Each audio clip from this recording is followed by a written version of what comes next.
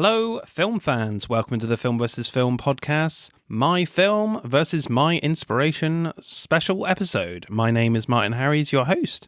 On this episode, I interview new filmmakers and actors about their new and up-and-coming film and the films that inspired them. If you enjoy this podcast, please leave us a 5-star review and subscribe.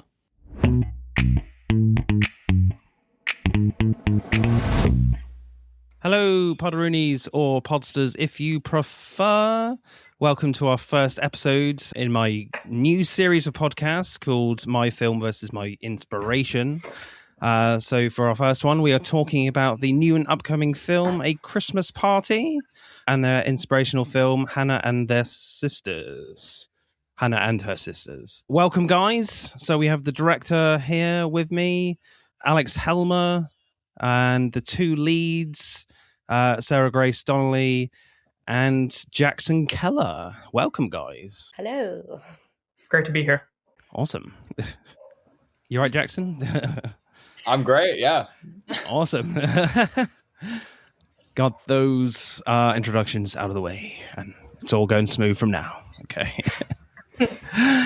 So I guess we'll start with you, Alex. So where did the idea come from A Christmas Party? Yeah, what was the first initial idea for you for this? Yeah. So obviously, if you've seen the film, it's pretty easy to realize quite quickly that it's very personal. These are characters who are very fully realized and well realized, who come from personal experience, just my life, my community. I was born and raised in Washington, D.C., where the film is set, right? And there's a very specific culture, atmosphere, very specific people that are here that I really wanted to capture via, the story, via just cinema in general. Making movies has been my life since I was a kid. This is my first feature, right? So this is the first film really out of the series that I've done that's extremely personal to me. That's very emblematic of my personality, my energy as a writer, as a filmmaker with comedic sensibilities, right? My two previous films, you wouldn't be able to guess from this film. They're much different. One of them's a heavy drama, one of them horror. But I always knew I wanted to do comedy. My co-writer, collaborator, Guy Knoll, he's a stand-up comic in New York. And all that we've done since is comedy, and all that I really want to do in the future is right now are comedy. And so A Christmas Party is kind of the culmination of all of that. Yeah, that's awesome. Comedy, I always find, is like really hard to get right. And obviously they say that sort of, and you've made a horror short as well. And like horror and comedy are very similar types of movies in some way, in the way you sort of direct it and write it. Was it slightly easier going into this film, knowing that you've got a horror film under your belt? So there's a number of sequences in A Christmas Party that are shot straight out of, or pulled straight out of a horror movie. Certain scenes with Adam and the CJ character in general, who in this film, he's one of the side characters who's looking for the person at the party who's having sex with his wife. So he's kind of on this whodunit, and he finds different ways of surprising different guests, trying to corner them, like Jackson's character Adam. So Jackson can talk about this from experience of being cornered in a very small space with a man that he doesn't want to be cornered in a small space with. So there are scenes like that are pulled straight out of the horror genre, where we shot it. We tried to add an urgency, a sense of fear, right, to the situation. Except the difference is, horror, it would be played for scares, tension and fear, scares, exactly. Where rather than here, the tension is still there, but it's more for laughs. Sarah, where was the starting point for you, like in terms of your character? What did you make of the script for the first time? Well, I actually have a very vivid memory of the first time I read the script. It was before I got the role. It was, I can't remember. I think I had done like a self-tape or something, and then for my callback, he said like the full script. And I was lying in a park while I was reading it. And it made me laugh like out loud as I was reading it. Like that rarely happens, when you're reading something and it's like, it's funny enough to like actually, you know what I mean? Like from the get, I knew that it was a very strong script, and it was a project that I really wanted to be a part of. And, after I got the role, Alex and I spent a lot of time before production, having a lot of rehearsals and meetings, also with Jackson as well, helping build the character, build Jackson and I's. So yeah, that was kind of my getting into it. And I'm so thankful that we had that time to rehearse before we started, because you don't really always get that with film, and I really think it helps so much. How much rehearsal time did you get then? Was it like a month, a few weeks? It wasn't that much. It was a lot to me. I mean, by my standards, I'm like, damn, I think we rehearsed for like 2 months, right? Yeah. It was around 2 or 3 months. It was like all of summer, I think. Yeah. And we would meet up like, I don't know, like maybe once a week or so. But even that like was just great, because then by the time we got to shooting, we all got to the house in DC. Like when Jackson and I actually met in person, like it wasn't the first time we had met, like we had already been able to kind of build a vibe and, rapport over Zoom, so, even just 1 or 2 rehearsals would have been great. But we had, I think we had a lot of really good time. So I remember Jackson and I did a rehearsal. I was on vacation. I was in Italy. It was like 2 a.m. my time, and you clearly weren't home, because by that time, I knew what your background would look like. I'm like, he's definitely. And then we started. I'm like, something's up here. There's something with him. My friend Tyler's house for one of them. I remember that one like vividly, because I joined and the name read Tyler Steepro for one of them. So who knows? Yeah.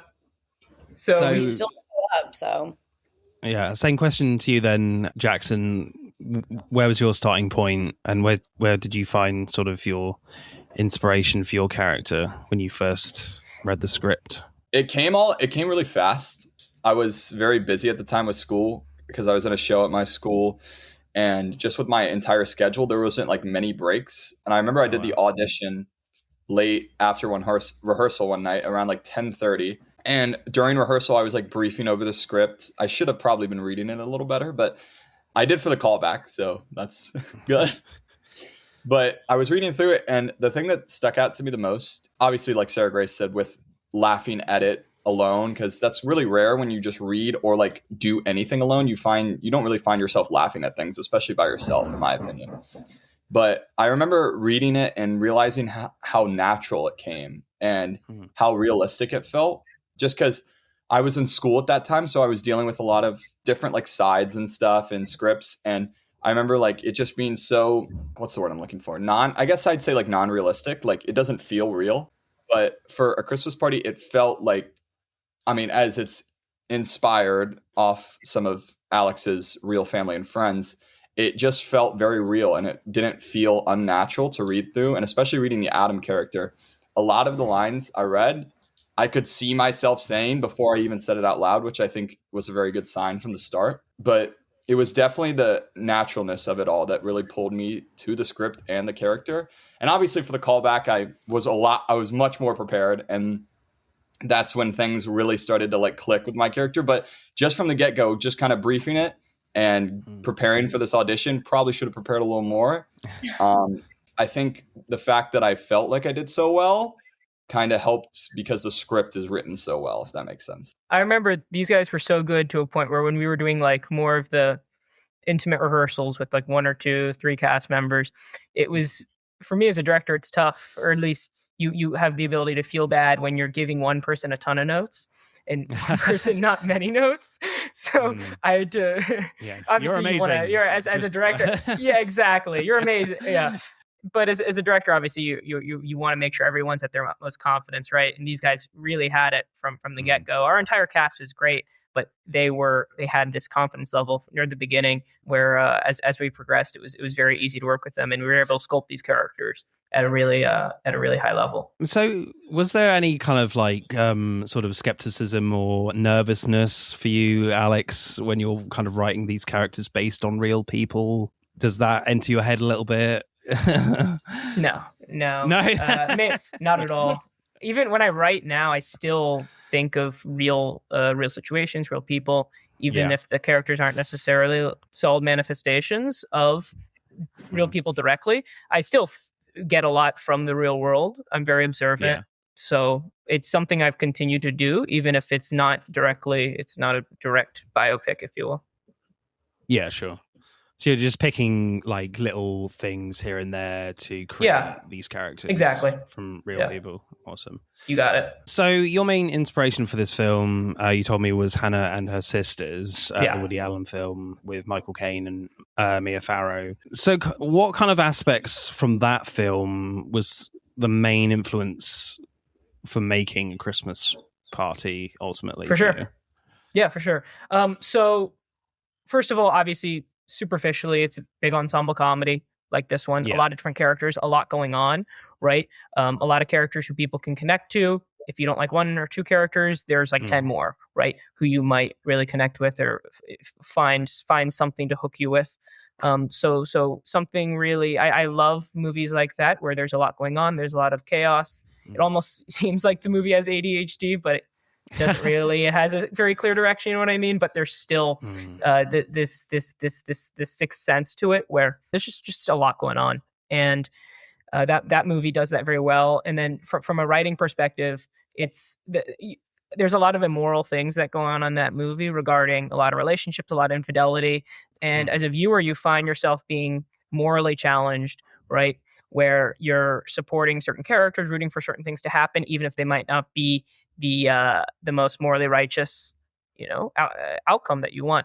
So I really think that ability to play with the audience's morality and their expectations and what they want, and make them almost question themselves. I think that's very interesting, and we certainly try to do that in A Christmas Party, right? Where the main relationship, the main romantic relationship between Adam and Allie, played by Jackson and Sarah Grace, comes at the cost of Roman, Allie's character's boyfriend, as well as a lot of other characters who get caught in the crosshairs, right? So we wanted to do a similar thing as that movie, while still maintaining the authenticity and the spark that myself and Guy have, and the personality that we have, which is certainly different than Woody Allen or a lot of different writers. We like to, it's not helpful for anyone if we just try to do the same thing, right? We tried to be different, or while still kind of maintaining ourselves. Yeah, what I quite liked, and what I kind of noticed when I was watching Hannah and Her Sisters and your film, is that with Hannah and Her Sisters, yes, there's lots of different storylines and characters to connect with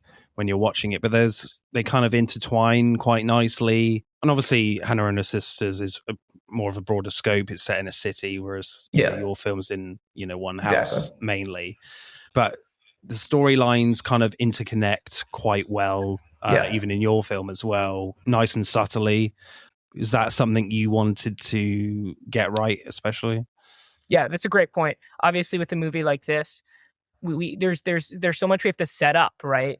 More that we have to set up, because there's so many different characters and arcs that they go throughout the entire film. And this movie could have easily been twice as long, right? It could have easily been 200 pages. It could have been like an episode of Stranger Things, where we're using I don't want to throw shade at Stranger Things, but when you're using your time so inefficiently, and you're just, scenes are going on for so long, and you forget that other storylines are happening. Again, not trying to throw shade. It's just like my mind. You're allowed, but it's like, again, Netflix have all the money. But pacing matters, right? And you want to be able to condense your script in such a way, logistically, obviously, so we're not shooting 200 pages, but from a story perspective, where you can try to do as many things as possible within a shorter amount of time, and just be more efficient from a story perspective. Certainly with comedies, you don't want to outstay your welcome. Especially with comedies, yeah, and with so many characters, which certainly must have been quite a challenging, aspect of writing the film and directing as well. Writing, directing. I want to give credit to Connor, our editor, because he found through lines that even in the script when we were shooting it, we didn't see.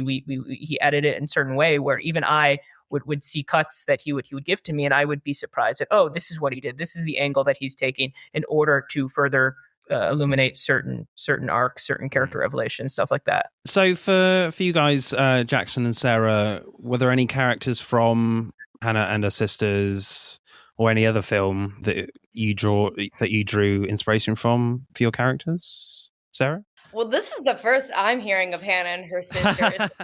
Me too. Because you guys because they didn't watch any of the films that Max did. Max, who plays Roman, did because he's an intellectual, but they did. Excuse me. Shots fired. Well, yeah, apparently Alex gave us this list of things to watch for this movie. I don't remember that. I never even got a list. So. Yeah, I didn't get a list either, so sorry about that. Get a list. But I will say this, one character that did heavily inspire Allie for me, which apparently was on the list, so I guess I'm like spot on with it, was Shiv from Succession. I was watching a lot of Succession at the time when I auditioned and we were doing this, and yeah, I love, I mean, obviously Allie and Shiv have their differences, but I think they both kind of are operating sort of in the same world. You know, they're women in male dominated fields. You know, they're both hungry. They're both very ambitious. And, you know, I think Shiv's a little dirtier than Allie is.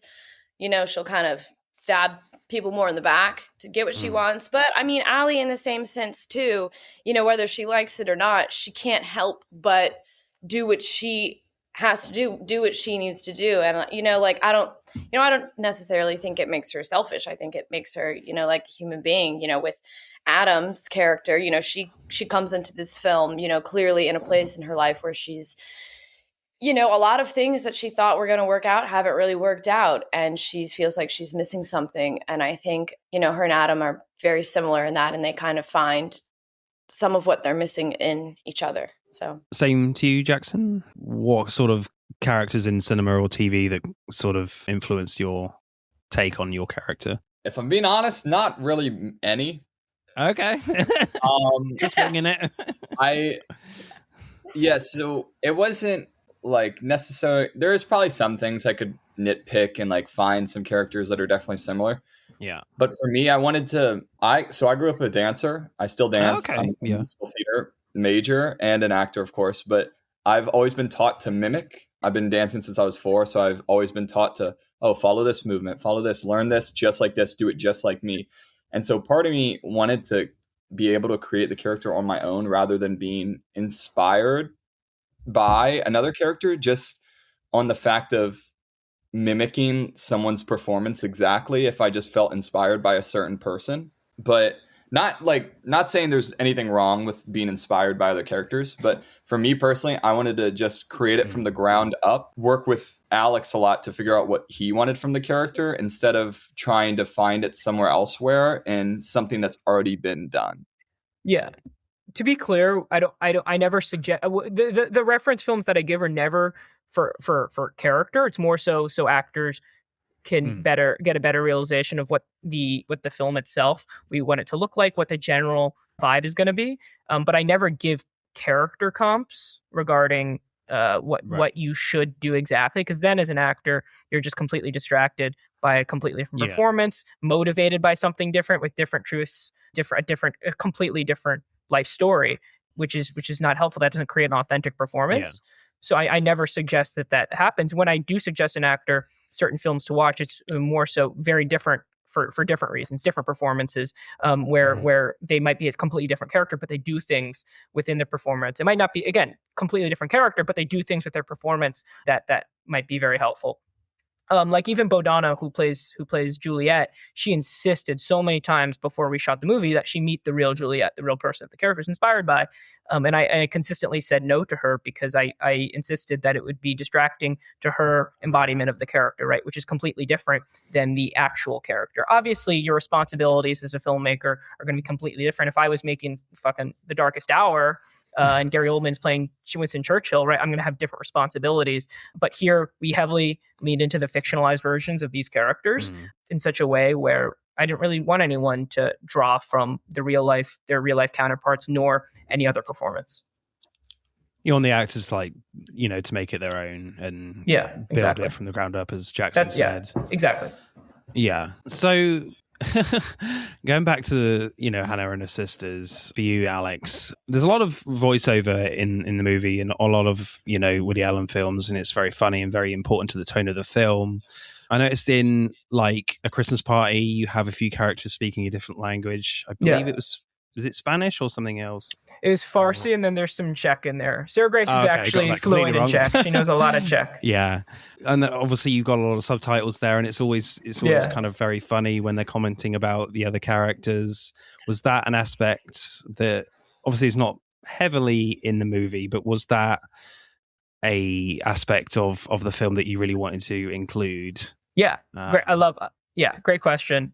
Yeah. Well, first of all, just growing up here, DC's obviously a very international space. It's a very international city. I grew up going to. I went to several American schools, but I went to several international schools as well. I kind of transferred between the two, so I knew a lot. A lot of my best friends growing up were, it was a very diverse crowd, and that continues to be the case with just a lot of people that I know here. My mom speaks Farsi. She's Iranian, so that was included in the film. That's just what I grew up with. I remember Bodana Juliet. She speaks Czech in the movie originally, because the Juliet characters, the original character, the real Juliet is Spanish, right? And so the original script, Sarah Grace was preparing for Spanish. And I remember you told me she was reading an updated version of the script, and what had happened was Bodana, she literally got a Spanish voice coach to help her out. And she told me, she was like, I cannot get this accent. I just can't do it. It's too difficult. She was, and then we worked, and you were like, it's probably just easier if we just, again, build off of what you want to do, rather than the actual, the real character. So we changed the character to having more of a Czech origin and speaking Czech. And Sarah Grace for the script, and she texted me, she goes, she's just, I guess I forgot to tell her, but she goes, why am I speaking Czech now? I thought it was Spanish. And so, but she was a real trooper about it, and she learned a bit of Czech. I don't know if some of that's still like with you, but oh yeah, I can still say all of my lines in Czech. I don't know why, but they've that's stuck. Maybe because Bodana and I just sat and drilled them so many times. I was like, if my character, her mother is Czech, she grew up speaking Czech, so I shouldn't have a crazy American accent. I really wanted it to sound as authentic as possible. But now I don't think those lines will ever leave my brain. Will always be there. Yeah. Yeah, I thought Bodana was amazing as Juliet, especially in the beginning of that dinner table scene, because you kind of got this sort of device where you're counting down T-minus so many minutes to the Christmas dinner. And I loved her sort of opening monologue there to, address the whole family. And obviously we don't know what meat is being served. Yeah. And I found that was quite an interesting aspect, that you kept that kind of hidden. What I also quite liked about the dinner table scene, especially, is that with Hannah and her sisters, what Woody Allen does really well is he kind of mixes a lot of very serious and dark subject matter, and then it's juxtaposed with humor.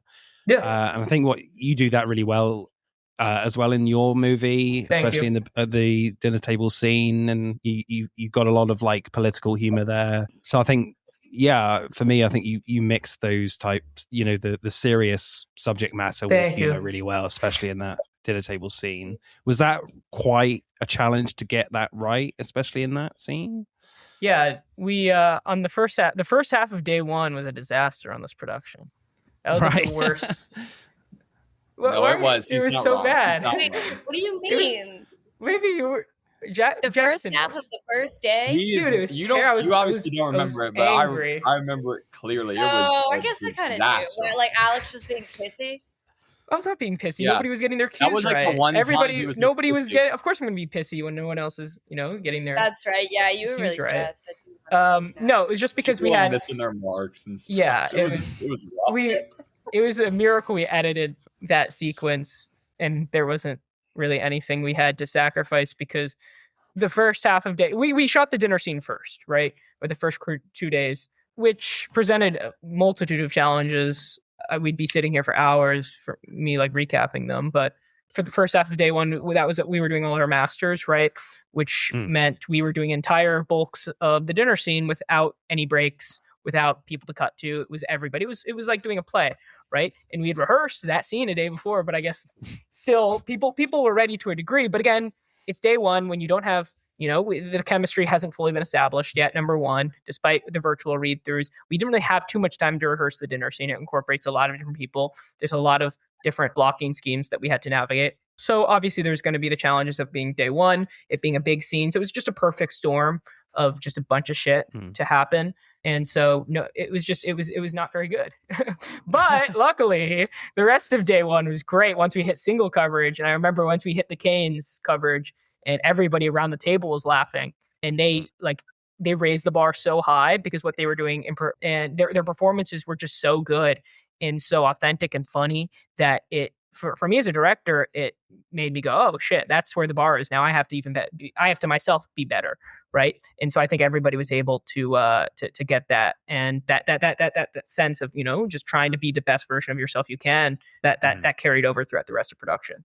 Was that quite a challenging scene for you guys as actors to shoot with a lot of like complex things going on, a lot of actors in the room? Sarah, was that quite tricky, or did you need a lot of time to really get that right for you? Because you that's quite a big scene for you, I think, isn't it? Yeah, it is, especially when the congressman comes in. It's a lot of him and I going back and forth.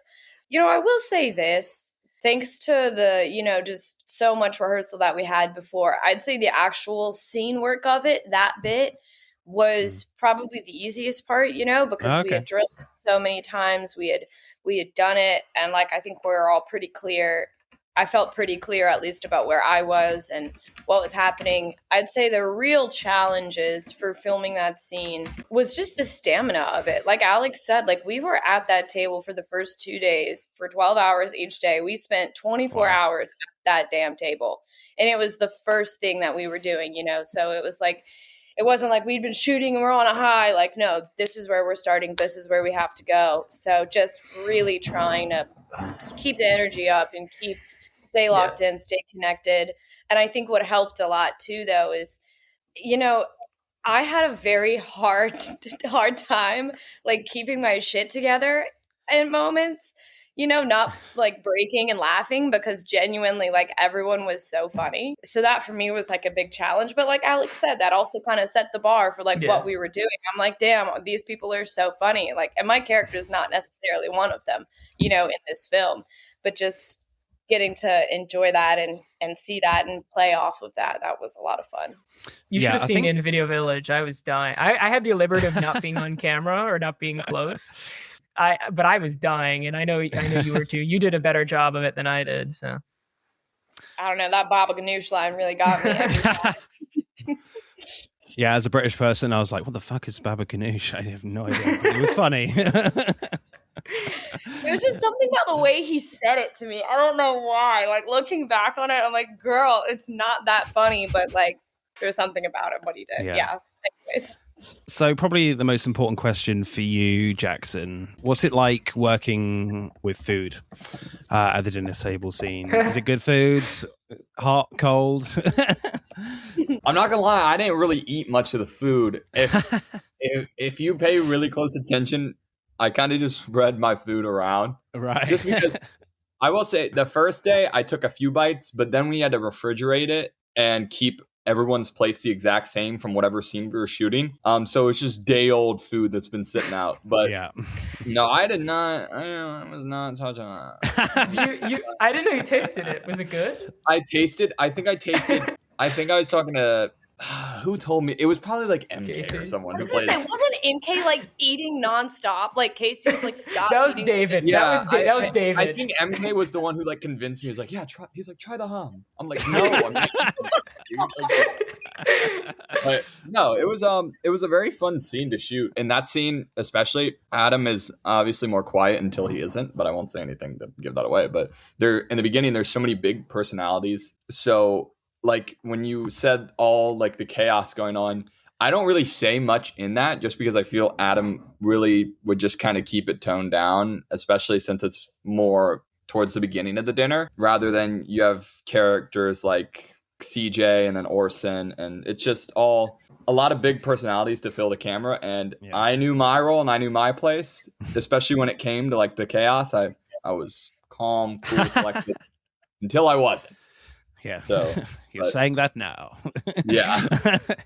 So yeah, the dinner table scene was great, I thought. But I think, Alex, in general, was it you've got a big cast, but was it really important for you to like keep things simple and not really overcomplicate things? Because one thing I noticed near the beginning, there's a scene where Juliet and Adam, they sort of like walk out of the kitchen, they're in conversation, and they walk through some other rooms and then come back in, and the camera doesn't follow them. It's very fixed. That kind of felt very Woody Allen to me in terms of like watching Hannah and her sisters as well. Yeah. Was that something you were very conscious of just really trying to keep things simple and sort of trying to be clever in a very simple way? Was that great question? Yeah. So throughout the film, we wanted to do more long shots rather than where obviously we wanted to keep the camera very intentional with our movements, follow blocking, right? Let blocking move the way or lead the way. I'm sorry, for certain characters, as is established once we are indoors in the house for the first time, and we're following Juliet and Sean and such.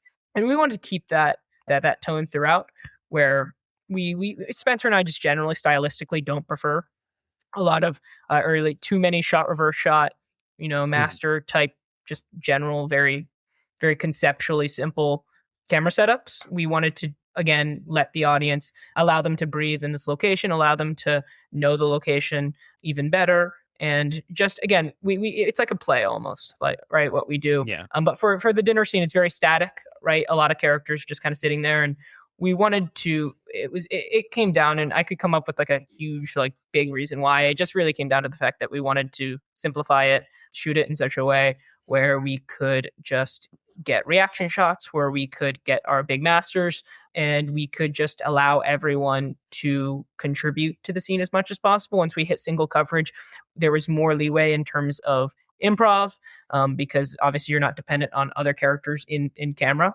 in frame. So it was very different when we hit the dinner scene. And certainly once it was a very enclosed space. There wasn't a lot of room to move around. Literally the table takes like 3 rooms, and the door is on one side. I remember once we finished the scene, it was 2 days, we moved on for the rest of the shoot to the living room, and it was almost like this big moment for us, this world-breaking moment where we're like, man, we get to use this entire space. We are not just shooting this small little area with the dinner table. We get to it's freed us up. We've gotten to do a lot more, right? But for the dinner scene, we just tried to keep it simple, and that's the sequence in which there's more cuts. It's faster paced than any other sequence in the movie, for sure. So as actors, then, is when the camera shot is wider, is that more helpful for you as performers? That do you feel more relaxed when you know both of certain members of the cast are all in the shot, or is it kind of easier for you when it's just on you, Sarah? What's that like for you as an actor? I personally, when I'm shooting, if I have a choice, I always say to my director, whoever, I'm like, if possible, please, can we shoot the wides first? Yeah. Because I feel like it's super helpful as an actor being able to go through the whole thing with everybody at their marks. And it's like, it's not super tight on you. So like if you fuck up, like it's a little bit more forgivable. You know what I mean? Because, it's not just you. And then by the time we shoot those masters, like a couple of times, then everybody knows exactly what they're doing, and exactly what you're doing. So I'm like, great. Like, I've already rehearsed this, but then we had all this more rehearsal. So now when it's my coverage, like I really feel locked in. I really feel like I know what I'm doing. And even if my castmates step out while I'm getting my coverage, since we've done it and rehearsed it and shot it already, like I know exactly where my eye lines are, like just more technical things like that. I just think it's easier. Yeah, do you feel like you can refine your performance a little bit, be more subtle when it's just on you? Yeah. It's like getting the rehearsal of shooting the wides is, it really helps me like lock in and get those nuances more clearly. Is that the same sort of feeling for you, Jackson, when you're shooting a scene? Do you prefer it to start off wide? Does that make you feel more comfortable when you're starting out a new scene, a new shot? Yeah, I mean, pretty much everything Sarah Grace said. It's nice to kind of, I want to say like a dress rehearsal, even though you're still shooting. But obviously there's so many different factors during a wide, especially with such a big group. So, less eyes are on you. Not saying you don't have to do as good of a job, but let's say you make a choice with your face that you didn't love. It's okay. I mean, it's a wide shot for a reason. People aren't necessarily going to notice that like very tiny choice you made. Rather than with a close-up, it's all on you. So I'd have to say the same. It's really nice to be able to run through it a couple of times, especially just for my brain too, getting to know what the scene's going to entail, how everything's going to go. And then I can really think about the choices and the actions I want to do when it's my close up and the camera's just on me. I really liked all the little different styles of split screen you have, Alex, in that particular sort of montage scene. Is that more of like an efficiency thing for you to get through the story a little bit more? Is it more of a sort of an establishing tone thing for the film? Yeah. Plus, are the actors encouraged more to improvise in those scenes as well? Yeah. So obviously we're trying to establish the space still at that part of the movie. Yeah. We're around 15 minutes in, right? So the audience still isn't accustomed to the house that we're in. We haven't really explored too much of it. So in this sequence, we're kind of everywhere. And like a traditional dinner or cocktail party or whatever, Christmas party, you're going to be talking to people in a lot of different rooms, in a lot of different spaces, a lot of different combinations of people, right? A lot of different random conversations, a lot of different just topics and motivations. And we wanted to establish that sense of chaos, that sense of just party urgency, right? Where you go to a party and you want to spend time talking to everyone, or maybe you don't want to spend time talking to certain people and you're trapped talking to them, right? And there's just a lot happening. Tonally, the split screen, it matches with the music very well. We wanted to go, and I know you didn't ask about music, but I'm going to talk about it anyways because nobody else does. But it's very jazzy. It's very 60s inspired, very over the top, very fun and fast paced. And we wanted a montage that would be able to match that. It's very instrumental and very, at least we tried to make it very brass. And so with the split screen, it's very 60s. A lot of sex comedies in the 60s did the same thing, like Pillow Talk, which is Rock Hudson, Doris Day. So it was very, very popular then. Certain movies do split screen still, but when Connor edited that scene to perfection, so it's all credit to him. But again, that scene is a testament to him finding certain moments, certain cutaway points, because obviously there's so much more to edit in that scene. That's actually the final scene he edited for the film. We saved that till last because there was so much work to be done on it. And a bunch of that sequence we did in reshoots because we wanted more substance, more for Connor to work with once he got to editing it.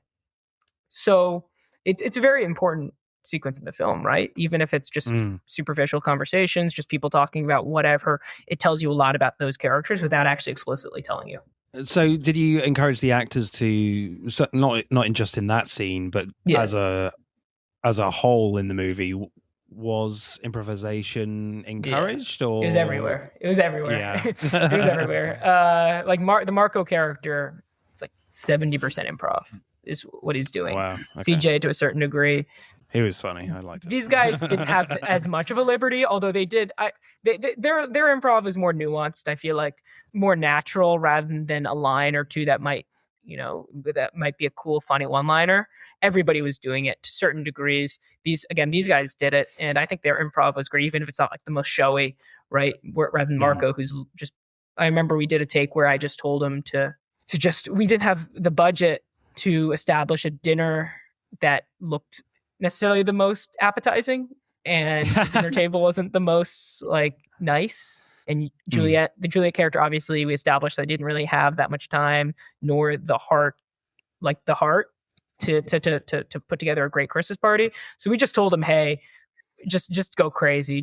I told him our production designer Casey was a real trooper because we basically just disintegrated all the work that he did, just so we could justify the fact that it doesn't look like a very appetizing dinner. Was it really fun improvising when you were allowed to do that, Jackson? Were those some of your kind of favorite scenes to shoot when you were allowed to improvise? Were you kind of holding things back and not telling Alex that you were going to say certain things? I think the only scene where Alex kind of let me go free reign is it's the beginning of the montage between me and Allie walking, where I'm kind of staring out the window at her.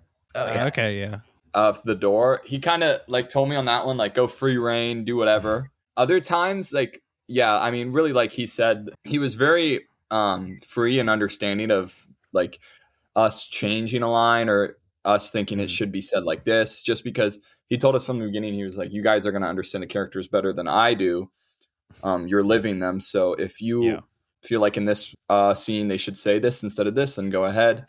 If they think they should react like this, then they do this, then go ahead. So he was very understanding, which I think I could speak for me and Sarah Grace here, freed us up a lot just with our performance wise. So we could really dive deeper into the character rather than having to worry about, oh, I got to say every line, how it's written. I got to react how it's written. I got to do everything how it's written, how he wants it on the page.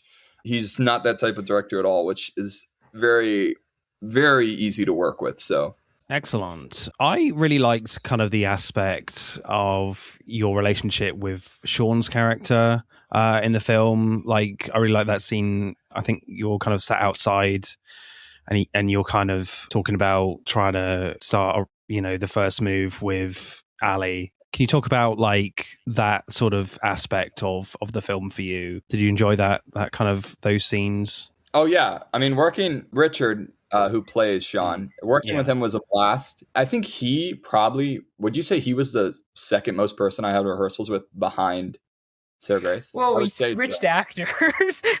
Richard I didn't know if you wanted me to say that or not. So sure, combined, I guess. Yeah. Yeah, but we had a lot of rehearsals together just because of the fact that halfway through the rehearsal process, we did end up switching actors. Oh, okay. But yeah, filming with him, my favorite scene I do with him, it's the one where I'm in the bathroom and I'm like kind of throwing water in my face, and it's a shot of the mirror and it's him like over my shoulder and he's like, you can do this. And I remember that scene was a lot of fun to film. And he's just a really nice guy in general. He's a very sweet guy. He was very understanding of things in our scene, and yeah, it was a very good time shooting with him. And I guess for you, Alex, was it tricky or was it really important for you to get the balance right between getting the heart and the soul and balancing that with the comedy side? Was that fun to write? Was that tricky? It was very tricky because obviously there's a Sean in real life, and he's very important to me. And if you know him, which these guys have gotten to know him, he is the sweetest man on earth. He is just such a unique personality. So even when we wrote him into the movie, it's so hard to embody that type of person and me even talking about him doesn't really do him justice. And so when we had a couple actors who played Sean, and both of them had different interpretations, right? But by the time Richard came on board, his interpretation was pretty different, and we leaned more into that compared to kind of who Sean is in real life. Once we rehearsed more, and especially when Jackson and Richard shot all of their scenes, intimate scenes, like with both of them over the course of like 1-2 days, where we had like 1 or 2 days dedicated to their scenes together. So they were just able to, I think that both of them were able to build chemistry very easily as we progressed, to the point when we shot their scene together when they're on the porch together, which is their first big scene together. We shot that last, and that was their best take together. We did our master, and I remember I kept looking at Guy, who's my co-writer, co-producer, and he was in the corner. He was laughing at certain moments. We just knew we had it, and so it's a testament to their relationship progressing over the course of the film, both behind the camera and in front of the camera, where there was a trust there. Yeah. I really like that scene. The film that kind of came to mind when I was watching it in a weird way was A Princess Bride, where Peter Falk is talking to the kid character, about love and relationships and stuff. That film for some reason came into my head. We did a lot. It's really great. Richard works really, really hard. He was the person, his script was like highlighted, like all of it. It was like lines that weren't even his were highlighted. It was a crazy script. And it was marked at such a point. It was so, I loved it. It was just one of those things, you see it. And he really put everything into this role, man. He really did. And I remember he didn't get the role initially, but then when we recast him, I forgot how much. And it was a great, it was in hindsight, I guess, but it was great that that happened. And we used his script, his marked up script, as the script that the Sean character uses throughout the movie for his play. It aesthetically fit because it looked like it was 50 years old. It was like all crumpled and highlighted. He carried that script around everywhere. He was sitting down everywhere. He was laying down, just hanging out everywhere, just reading it. I saw him like laying down. It was like everyone hanging out. Yeah. in the green Total room professional. just during lunch, and he was like laying down upstairs, just reading his script, preparing for a scene. It's just a testament to the type of guy he is, the type of performer. Yeah, awesome. I love my dark humor in movies, and you certainly have some dark humor in this. Good. And definitely some of the funniest scenes for me. And I really liked kind of all the Ukrainian sort of Russian jokes with CJ. That was great. And I particularly liked, I think, the brother characters goading Roman to be an American, like, you know, manning up and being an American, and they're goading him and like getting him to chant USA, USA. And then Roman says, perfect. Where's the nearest unprotected school? I want to get a gun. I want to try crack. That's everyone's favorite moment. Yeah, I laughed so hard at that. Was there a little bit of hesitation there writing those jokes? Or yes. Yes. I don't know how Max sold that. He really sold that. There was literally, there is no one on planet Earth, I think, could make that line deliver as well as it did than Max. Yeah. Nobody got it. Guy told me he didn't like that line either, and he's talked about this at different interviews. And I guess these guys didn't like the line either. But Max, it's again, we trusted these guys, and Max is a phenomenal actor. Yeah. And it was such a passionate delivery, such an in the moment delivery, where that like it still seems very plausible. It doesn't even seem like a line that was written as a one-liner. So even the way he said it was very different, where it's written out of like a spur of a moment. This is just what the character is saying. So it wasn't improvised. The rest was improvised. Yeah, that's everybody loves that moment, that line. That's gonna be on my gravestone, is the tree shot and that line from Max are gonna be like, I'm gonna make like 20 more movies and people are gonna be still talking about those things. Yeah, I hope so. I don't hope so. I hope I do something better. I mean, were you sort of tempted to, you know, not put that in, or were you tempted to even go darker than that? No, Guy and I have no boundaries. Amazing. They don't. Was that like a first take thing, or was it quite difficult to get right in terms of delivery? Or I don't remember what take it was. I just know that Connor and I knew that was the take we loved the most. I remember one of you mentioned that, and I was surprised that they weren't happy with that take, or they wanted to do another take of that scene. I don't know if one of you mentioned that, or maybe that was someone else. Maybe that was Max himself who said that he originally didn't love that take and he wanted to do a different one. But it turned out great. Do you guys, Jackson and Sarah, do you have any like favorite sort of dark humor moments in the film for you guys, be it watching or performing? Yeah, I do actually. Yeah. And I'm really surprised you didn't say this earlier, Jackson, when he was talking about the improv bit. I'm not in this scene, but I remember, at least for part of this, I was sitting at the monitor when they were filming it. Because I did that a lot on this film, because it was just so much fun. I was like, if I'm not filming, I just want to watch. But it was Jackson and Ernesto, like my brother, and then Marco, you know, and the three of them were like sitting on the ground. They're like sitting on the ground in the kitchen, like waiting for some food. And correct me if I'm wrong, but all of that was improvised, right? Yeah. All of that.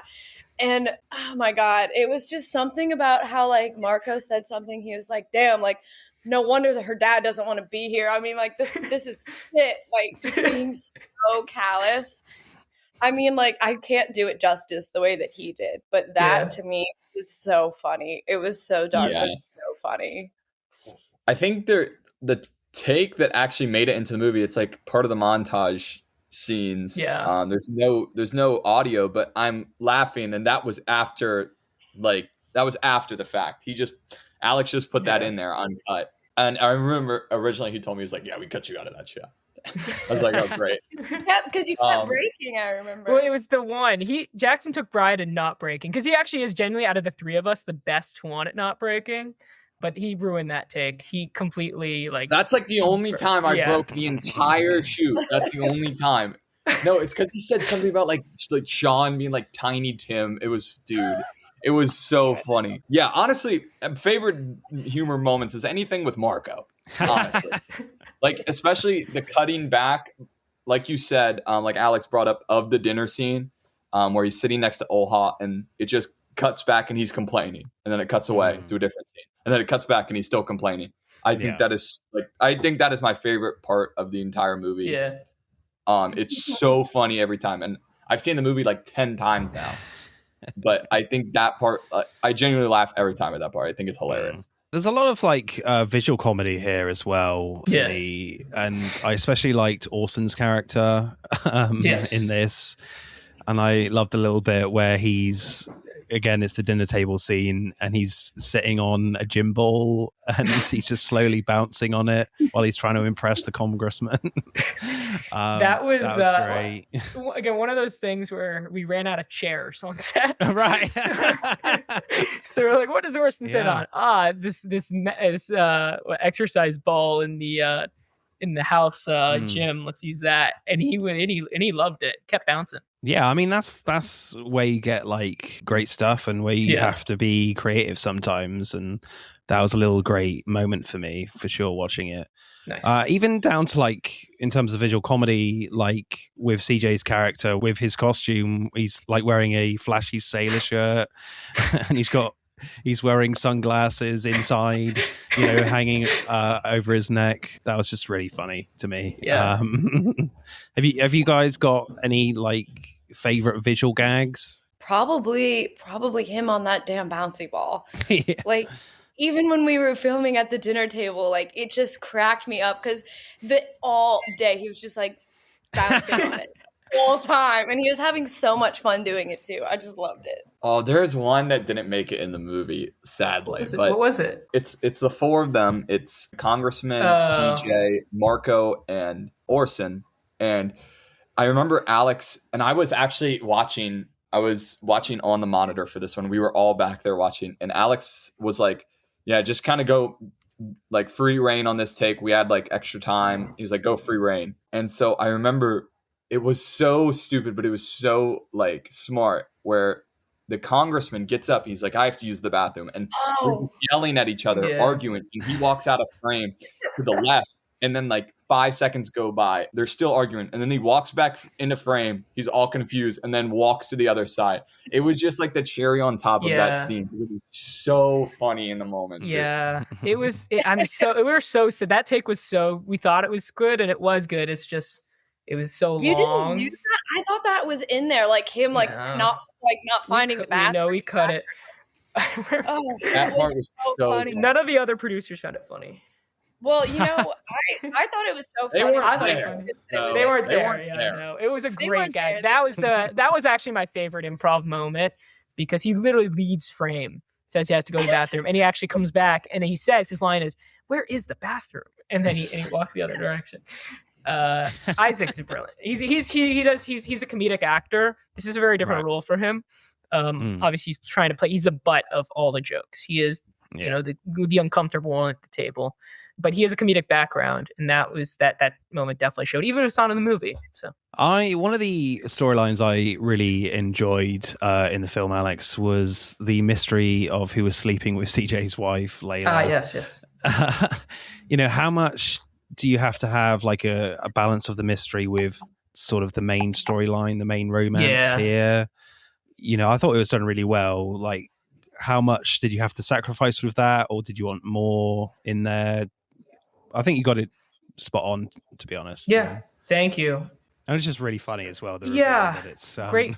Yeah, no, it was. The mystery was just naturally there in the script. So obviously, I mentioned earlier that we shot certain scenes, the blocking of like, for example, the Adam and CJ scene, him cornering him into a room. So definitely the way we were shooting those scenes were supposed to be more suffocating, where he's catching people in alone. He has Danny in a closet. He's talking to Olha alone on the couch. So he's catching people alone. It's like it is like a horror movie when a character's alone and then the killer finds them. So it's similar in that regard. But we musically as well, Lou, our composer, had a nice little CJ theme that plays several times, which helped. It was like an homage to Pink Panther. So Nice. Yeah, one of my favorite lines. I do like looking at like favorite lines on the podcast, and one of mine is definitely from CJ, where he says, "Danny Kane, did you fuck my wife?" Oh, thank God. My favorite line is in that moment, actually, in that scene where it was an improv moment where he goes, "Someone at this party as we speak is fucking my wife," and Danny goes, "As we speak." Yeah. That was great. Yeah. He's so good at that. I love the look of like sheer relief on his face after he's like, "Did you fuck my wife?" And he's like, yeah. It was a really, because we shot that scene, that PD built out like a back of that closet where it's like all this boxes and shit to make them feel like they were in an enclosed space, right? But there was no camera crew in that closet because you see the entire thing. So Spencer we put camera on a shelf and everybody was out of the room. So we literally was alone with CJ in a closet. There was no other crew there. Must have been pretty scary for him. Yeah, it was scary for me. As a producer, I was like, God damn, I hope CJ doesn't get carried away. Yeah, another aspect of the film I really enjoyed was sort of the title cards. Again, Woody Allen likes to do that. You know, the sort of the T- stuff was great. And I loved kind of all the ones at the end as the film's wrapping up. I think my favorite one was T- 144 hours, the New Year's Eve party gets cancelled, everyone got COVID. Nice. Again, love my dark humor. Who's your favorite character? I'm just curious because of course, Sarah and Jackson's. But you don't have to you can say your real answer. Okay. I think for me, CJ, just because of his kind of ridiculousness with his costume and just him trying to figure out, and just the reveal that you have when he finds out that Claudette was the one sleeping with his wife and he thinks it's a joke. I thought that was a genius move from your part. I thought that was great. I don't remember if that was in the original version of the script or not, but I remember when that was the case. Obviously, we want to subvert expectations as much as possible. So once the reveal is made, you know, how and the audience thinks, oh shit, that's crazy, we try to do something else that still is able to subvert expectations and create a satisfying conclusion. I think we'll leave it there, people. You guys have been amazing. Thank you very much for coming on the podcast. Jackson, Sarah Grace, and Alex, you've all been great. And this literally could be a regular watch for me. I really enjoyed the film. And all the success for you when it does finally come out. Do you have a rough release date for you guys? Or? This year. This Christmas. This podcast is going to be really popular once you're going to be one of the first ones, Martin. It's time to say goodbye, people. It's goodbye from Alex. Bye-bye. Alex, you didn't I'm so sorry. Was that my fault? Oh my gosh. I thought that was supposed to say goodbye. Oh, I thought he was like saying goodbye from Alex. I thought that was the end. Should we try that again, people? Yeah, let's try that again. I'm the director now, people. Okay. Okay, it's time to say goodbye, people. It's goodbye from me, and it's goodbye from Alex. Bye-bye. Bye, guys. Thanks for having us. And it's goodbye from Sarah. Bye-bye. Bye. Thank you so much, Martin. And it's goodbye from Jackson. Bye-bye. Excellent. See you later, guys. Bye-bye. That's it for the interview. Thank you for listening. I hope you enjoyed it. But don't stop there. Get involved and tell us if the film will be on your watch list. Send us a DM or comment on Instagram, Threads, Blue Sky, and TikTok at Film vs. Film Podcast. Plus, we are now on YouTube, so hit the like button and comment there. Remember, please leave us a 5-star review and subscribe. Pod signing off.